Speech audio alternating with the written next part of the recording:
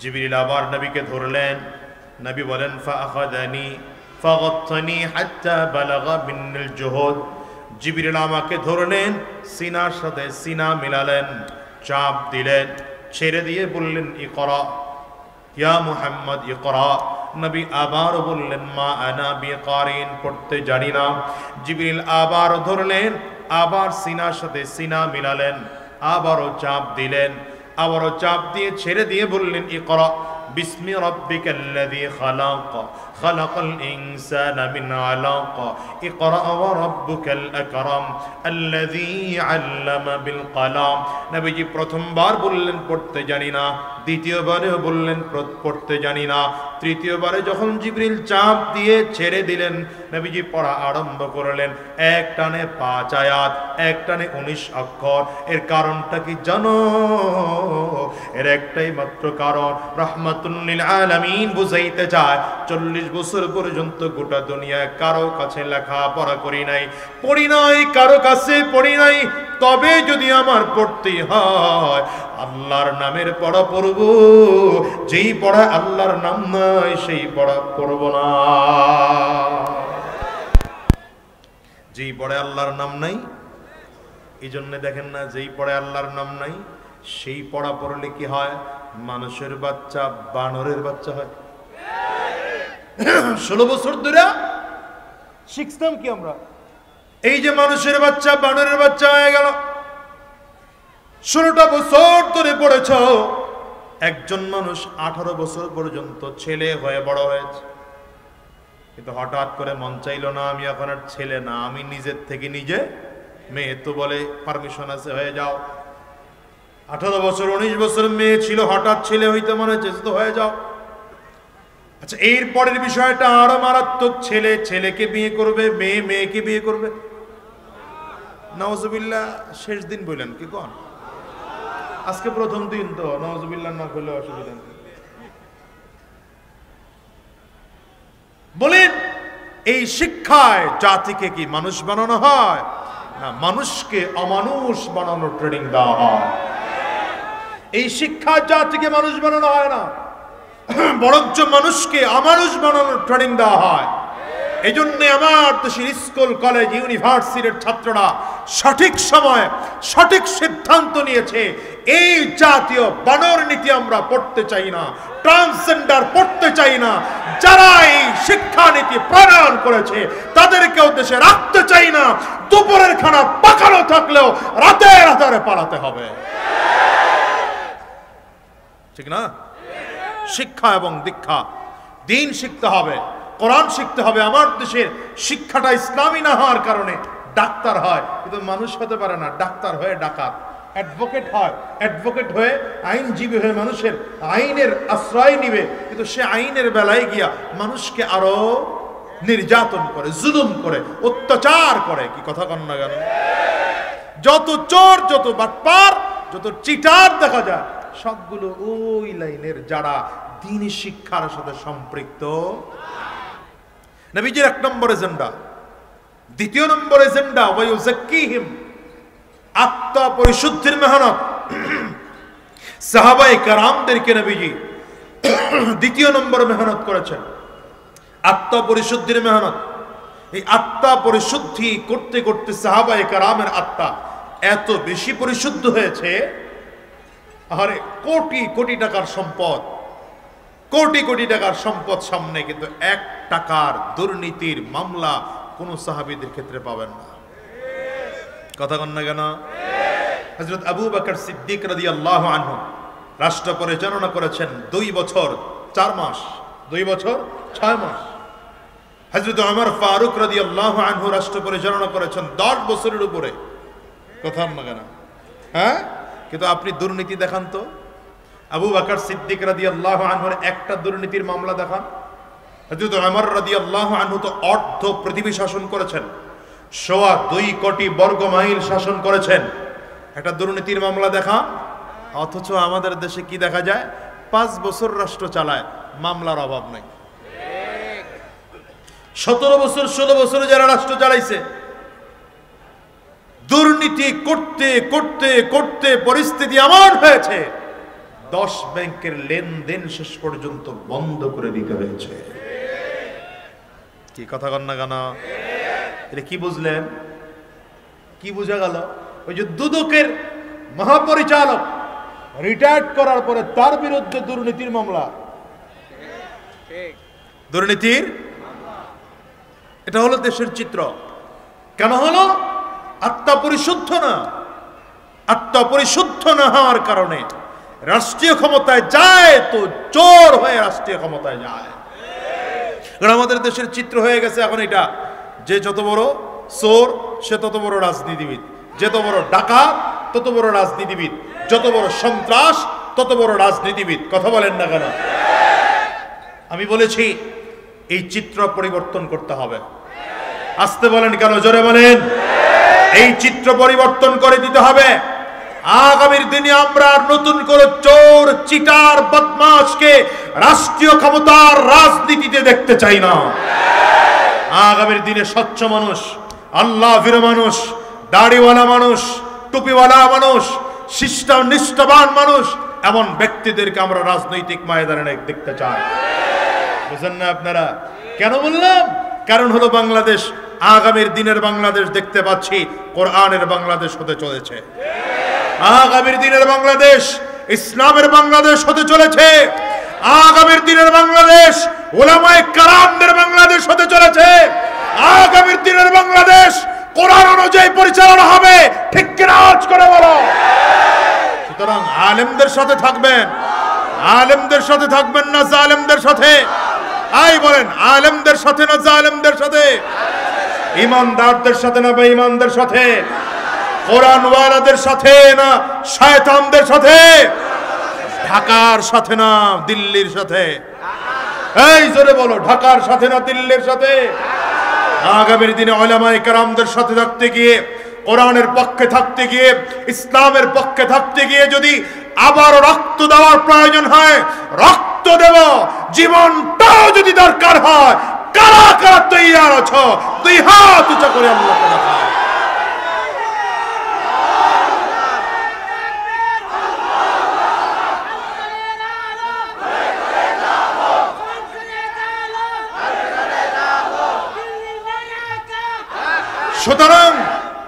সুতরাং এখান থেকে ওয়াদা করতে হবে, আগামীর দিনে আমরা যাকে তাকে নেতা, এখন তো নেতার অভাব নাই, ডানে নেতা, বামে নেতা, সামনে নেতা, পেছনে নেতা, উপরে নেতা, নিচে নেতা, পাতি নেতা, বড় নেতা, ছোট নেতা, ডুপ্লিকেট নেতা, গাছে ঝুলে সেও নেতা। 5 আগস্ট, 4 আগস্ট, 3 আগস্ট ছাত্রদের আন্দোলনের সাথে কোন রাজনৈতিক নেতা পাই নাই। সেদিন নেতা পেয়েছিলাম একজন, সেদিন নেতা পেয়েছিলেন একজন, শাইখুল হাদিস মুফতি সৈয়দ ফয়জুল করিম শাইখ চরমনাই। ঠিক কিনা বলো? এখন তো পরিস্থিতি এমন হলো, একজন খাইয়া ভাগছে আর একজন খাওয়ার জন্য রেডি হচ্ছে। খাওয়ান তো পরিবর্তন হয় নাই, শুধু চেহারা পরিবর্তন হয়েছে। আগে মামায় খাইতো, এখন চাচায় খায়। আগে কালামিয়া খাইতো, এখন লাল মিয়া খায়। কথা বলেন না কেন? এই দুর্নীতি চিরজীবনের জন্য বাংলাদেশ থেকে বন্ধ করতে হবে। দুঃশাসন চিরজীবনের জন্য বাংলাদেশ থেকে বন্ধ করতে হবে। চুরি বাংলাদেশ থেকে চিরজীবনের জন্য বন্ধ করতে হবে। বাংলাদেশ থেকে চিটারি চিরজীবনের জন্য বন্ধ করতে হবে। ঠিক কিনা? আওয়াজ করে বলো। এজন্য নবীর আদর্শের নেতা মানো, এই দুনিয়ার আদর্শের নেতা না। আমি এই জন্যে 5 আগস্টের পরে স্লোগান দিয়েছি, সব নেতার কবর দে, নবীর উম্মত খবর দে। নবীর উম্মত খবর দে, নবীর উম্মত খবর দে, সব নেতার কবর দে। আমার কথা কয় না তো এরা? জোরে বলে না তো? সব নেতার কবর দে, নবীর উম্মত খবর দে। ঠিক কিনা বলো? নেতা মানো তো নবীর সুন্নত বলে নেতা মানো। এখন তো নেতা পরিবর্তন, কত কায়দার নেতা আসতেছে। শোনো, সেই নেতা মানি যেই নেতার সাথে নবীর সুন্নতের মিল আছে। আওয়াজ করে চিল্লায় বলেন ঠিক কিনা? আরো জোরে বলেন ঠিক কিনা? তোমার নেতা আমার নেতা হয় না, স্লোগান হয় না। তোমার নেতা আমার নেতা, আমরা সবাই রাসূল সেনা, আমরা সবাই রাসূল সেনা, পারবেন স্লোগান দিতে? কাশি দেন, গলা ক্লিয়ার করে, ভালো করে কাশি দেন, ক্লিয়ার করে।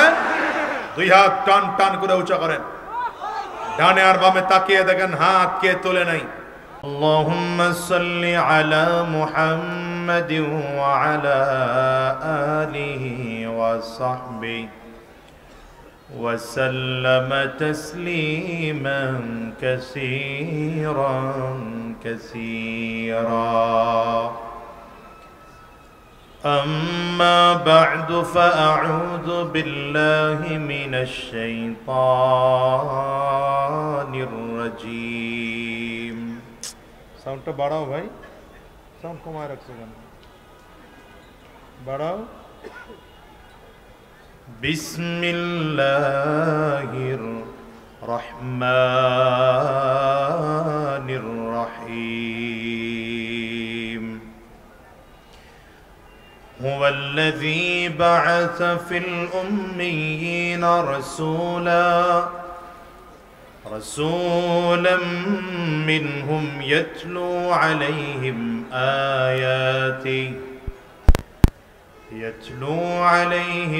آياته ويزكيهم ويعلمهم الكتاب والحكمة وإن كانوا من قبل لفي ضلال مبين.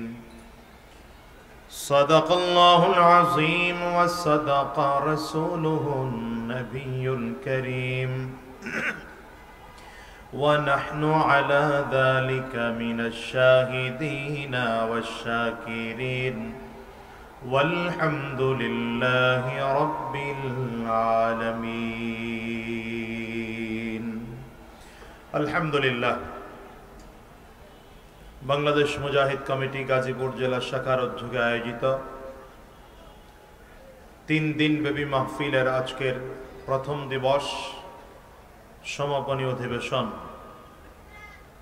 আজকের এই মাহফিলের মুহতারাম সম্মানিত সভাপতি, সম্মানিত প্রধান অতিথি, বিশেষ অতিথি বৃন্দ, মঞ্চে উপস্থিত হযরত উলামায়ে কারাম, সম্মুখমানে সমবেত দিন প্রিয় ইসলাম প্রিয় দিনদার ইমানদার মুমিন মুসলমান মর্দে মুজাহিদ ভাইরা, মুরব্বী বাবাজিরা, যুবক বন্ধুরা, কচিকাচা মাসুম বাচ্চারা, পর্দার অন্তরালে অবস্থানরত সম্মানিত শ্রদ্ধেয় মা ও বোনেরা, আল্লাহ পাকের শুকর যে আল্লাহ তাআলা আপনাকে আমাকে অত্যন্ত দয়া করে, মায়া করে, মহাব্বত করে, ভালোবেসে আজকের এই কোরআনী মজলিসে, জান্নাতি বাগানে, ঈমানদারদের মজলিস, আল্লাহ ওয়ালাদের মজলিসে, বিশেষ করে আল্লাহ পাকের জাকিরিন ও শাকিরিন বান্দাদের মজলিসে যে রব্বে করিম মওলাই করিম আপনাকে আমাকে আসার বসার তৌফিক দান করেছেন, সে মহান রব্বুল ইজ্জত ওয়াল জালালের দরবারে শুকর আদায় করি।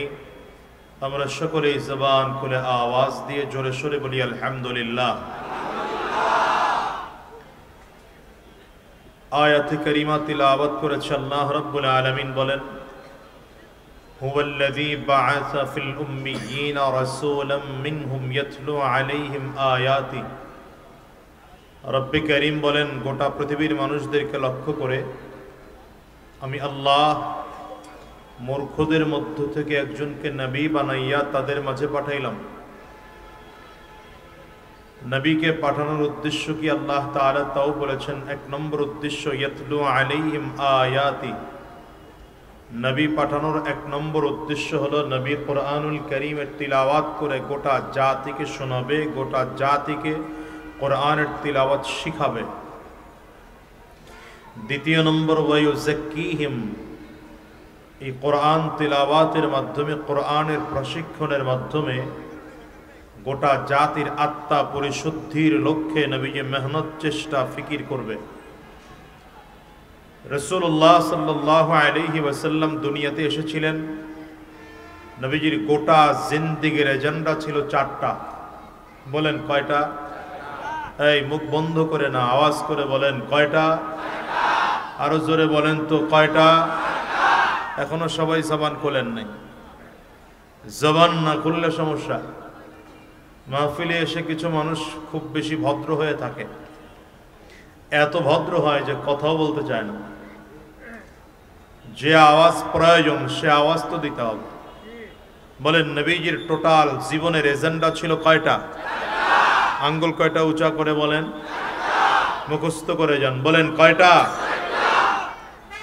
নবীজির জীবনের 1 নম্বর এজেন্ডা হলো ইয়াতলু আলাইহিম আয়াতি, কুরআনুল কারীমের তিলাওয়াত, উম্মতদেরকে শিক্ষা দেওয়া এবং উম্মতদেরকে তিলাওয়াত শোনানো।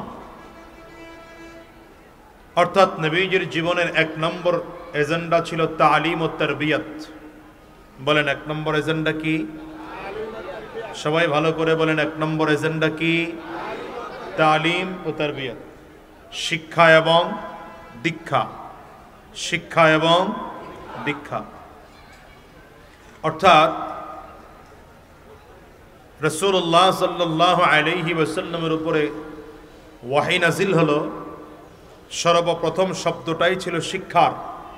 ইকরা বিসমি রাব্বিকাল্লাযী খালাক, পড়ো সেই প্রভুর নামে যেই প্রভু তোমাকে সৃষ্টি করেছেন। মুসলমান নাম দিয়েছে কিন্তু জানি না, ইলমে দ্বীন অর্জন করি না, দ্বীনি শিক্ষা আপনার আমার মধ্যে নাই। বোঝা গেল এখনো মুসলমান হতে পারিনি। আমাদের দেশে হাজারো মুসলমান এমন পাওয়া যায়, ভাই সাউন্ড একটু পরপর শুধু কমে, আমি কিচ্ছু বুঝি না কারবার এমন কেন। এই বক্সের সাউন্ডগুলো বাড়ান না কেন মনিটরের? আপনি ওখানে বসে আমাকে শেখান না, আপনি সাউন্ড দেন, এই বক্সের সাউন্ডটা বাড়ান, মনিটরের সাউন্ড বাড়ান, বেজ কমান। কোনো সাউন্ড আছে আমার কাছে? হ্যাঁ, মাইকের দায়িত্বে কে? মুজাহিদ কমিটির কে দায়িত্বে আছে?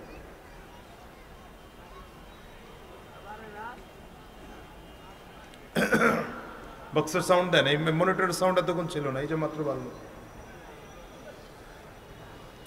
মানুষ আসছে কথা শুনতে, আমি বলবো কথা, আপনি সাউন্ড না দিলে কাজ হবে?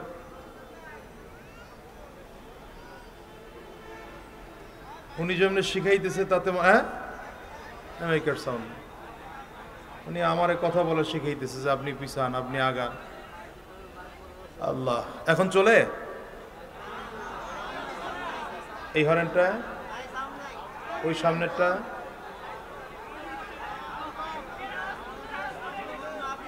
হ্যাঁ এখন আসে, এখন আসছে সাউন্ড। সুবহানাল্লাহ, হয় না সাউন্ড, হয় না? এই বক্সে নাই, হরেন আছে, হরেনে সাউন্ড আছে, ব্যাস হরেনে থাকলে ঠিক আছে, বক্সের দরকার নেই। ভাইরা আমার বাস ঠিক আছে, বক্স বন্ধ করে দেন, হরেন চলুক। নবীজির জীবনের 1 নম্বর এজেন্ডা ছিল শিক্ষা এবং দীক্ষা। এই যে সাউন্ড ভালো হয়ে গেছে, শিক্ষা এবং দীক্ষা। এখনই দায়িত্ব দিয়ে দেন মুজাহিদ কমিটির কাউকে, যিনি মাইকের, ওনাকে ডিরেকশন দিবে। শিক্ষা এবং দীক্ষা। দেখেন মানুষ মুসলমান, আমাদের দেশে এমন হাজারো মুসলমান পাওয়া যাবে কালিমাতুত তাইয়্যিবা জানি না, কি আছে না নাই? কালিমাতুশ শাহাদা জানি না, ঈমানে মুজমাল জানি না, ঈমানে মুফাসসাল জানি না, নামাজের ফরজ কয়টা জানি না, রোজা কেমনে রাখতে হয় জানি না, নামাজ শুদ্ধ করার জন্য যা যা দরকার একটাও জানি না।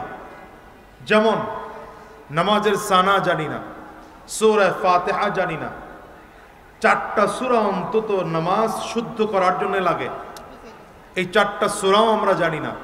কি এমন আছে না নাই? বলেন, জোরে বলেন, আছে না নাই? এই জন্য রাসূলুল্লাহ সাল্লাল্লাহু আলাইহি ওয়াসাল্লাম শিক্ষা দিয়েছেন। আমি আমার আলোচনায় বলি, একজন মানুষ দুনিয়ার লাইনে সব থেকে বড় শিক্ষিত, সে doctor, engineer, advocate, pilot, barrister, banker, গোটা দুনিয়ার সব শিক্ষা তার মধ্যে আছে, কিন্তু আসমানি জ্ঞান নাই, তাওহীদের জ্ঞান নাই, রিসালাতের জ্ঞান নাই। আল্লাহর কাছে এই মানুষটা মূর্খ, এই মানুষটা। আরেকজন মানুষ দুনিয়ার কোনো জ্ঞান তার মধ্যে নাই, লোকটার কাছে তাওহীদের জ্ঞান আছে, রিসালাতের জ্ঞান আছে, ওয়াহির জ্ঞান আছে, তাওহীদের জ্ঞান আছে তথা কোরআনের জ্ঞান আছে। আল্লাহর কাছে এই মানুষটা পৃথিবীর সব থেকে শ্রেষ্ঠ শিক্ষিত মানুষ, যার বাস্তব উদাহরণ আমার আপনার নবী সরওয়ারে দু আলম আহমদ মুজতবা মুহাম্মদ মুস্তাফা। জোরে চিল্লায় বলেন সাল্লাল্লাহু আলাইহি ওয়াসাল্লাম। বলেন আমার নবী পৃথিবীর কোন মাদ্রাসায় পড়েছেন? কোন মাদ্রাসায় পড়েন নাই, স্কুলে পড়েন নাই, কলেজে, ইউনিভার্সিটিতে নবীজির কোনো উস্তাদ দুনিয়াতে নেই, ঠিক না? কিন্তু যদি আপনি বলেন আমার নবী দুনিয়ার কারো কাছে পড়ে নাই, পড়েছেন কার কাছে?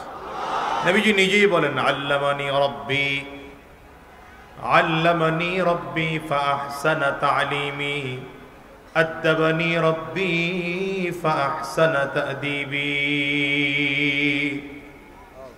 নবী আমার বলেন দুনিয়ার কারো কাছে আমি নবী লেখাপড়া করি নাই, তবে আমি নবী যতটুকু লেখাপড়া করেছি আমাকে আমার আল্লাহ তাআলা শিক্ষা দিয়েছেন। এজন্য আমি নবীর শিক্ষা হলো জগতের সব থেকে উত্তম শিক্ষা। জিবরিল আমিন নবীজির কাছে আসছেন, ওয়াহী নাযিল হওয়ার প্রথম সময় নবীজির কাছে এসে ডেকে বললেন, বুখারীর বর্ণনা, ইয়া মুহাম্মদ ইকরা, পয়গম্বর আপনি পড়েন। নবী বলেন মা আনা বিকারিন, পড়তে জানি না, পাঠক নই। ধরে হাতটা মোহাব্বত করে তুলে দেন, হাতগুলো মুঠ করেন, ঝাঁকি দেন, শরীরের মধ্যে একটা স্পিড আসুক, দেন ঝাঁকি দেন। এবার কণ্ঠের যতটুকু আওয়াজ আছে পুরোটা আওয়াজ ছেড়ে দিয়ে তাকবীর হবে। মুসলমান রেডি? বলে না রেডি? আরো জোরে রেডি? নারে তাকবীর, নারে তাকবীর, নারে তাকবীর। তোমার নেতা আমার নেতা বিশ্বনবী মুস্তাফা, আমরা সবাই রাসূল সেনা, ভয় করি না বুলেট বোমা, দিয়েছি তো রক্ত, দিয়েছি তো রক্ত, রক্তের বন্যায় দিল্লি না ঢাকা, দিল্লি না ঢাকা, দালালি না রাজপথ। এটা মনে রেখা, এটা মনে রেখা। দালালও কিন্তু এখন পরিবর্তন হয়েছে। আগে হেগর দালালি করতো, এখন এগর দালালি করে। আগে তাদের দালালি করতো, এখন দালাল কিন্তু সবসময় দালালি করেই চলে। চামচাগুলো কিন্তু চামচাগিরি করেই চলে।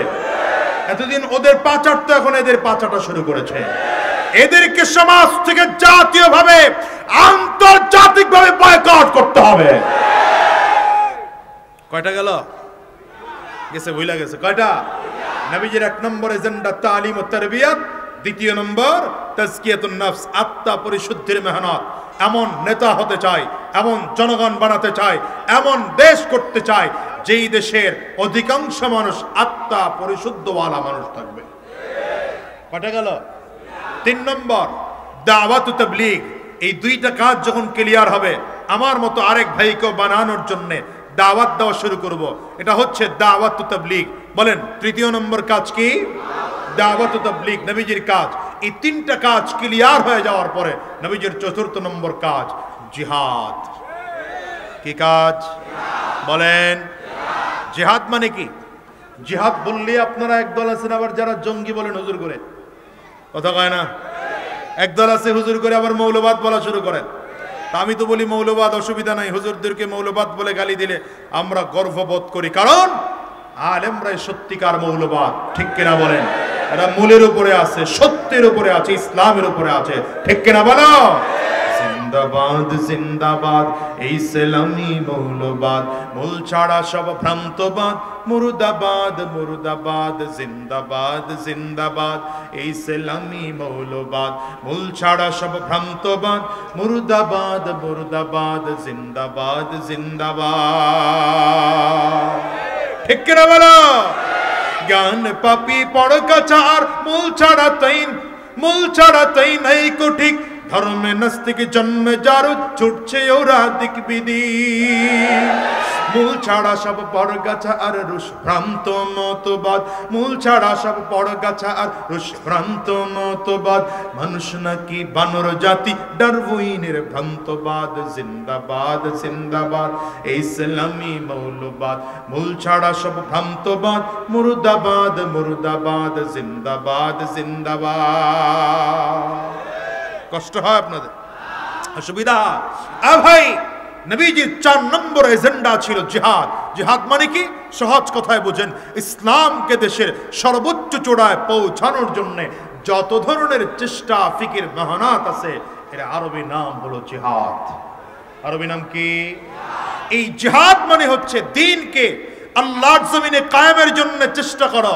মেহনত করো ফিকির করো এই জন্যই তো নবী উহুদের ময়দানে রক্ত ঝরিয়েছেন তায়েফের জমিনে মার খেয়েছেন খন্দকের ময়দানে পাথর বেঁধে খনন করেছেন কথা কয় না ঠিক না ওয়াল্লাযী বাআসা ফিল উম্মিয়িনা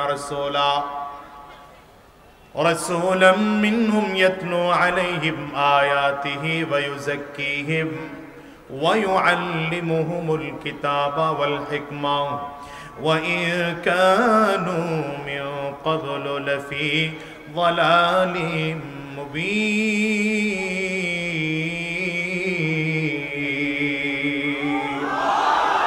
রাসূলুল্লাহ সাল্লাল্লাহু আলাইহি ওয়াসাল্লাম 4 কাজ দিয়ে জমিনের মধ্যে এসেছিলেন 1 নম্বর কাজ তালিম ও তারবিয়াত 2 নম্বর কাজ তাজকিয়াতুন নফস 3 নম্বর কাজ দাওয়াত ও তাবলীগ 4 নম্বর জিহাদ রাহমাতুল লিল আলামিন জমিনে দ্বীনকে বাস্তবায়ন করার জন্য তায়েফের জমিনে গিয়ে মার খেয়েছেন দাওয়াত বন্ধ করেন নাই উহুদের ময়দানে রাহমাতুল লিল আলামিন বীর বিক্রমে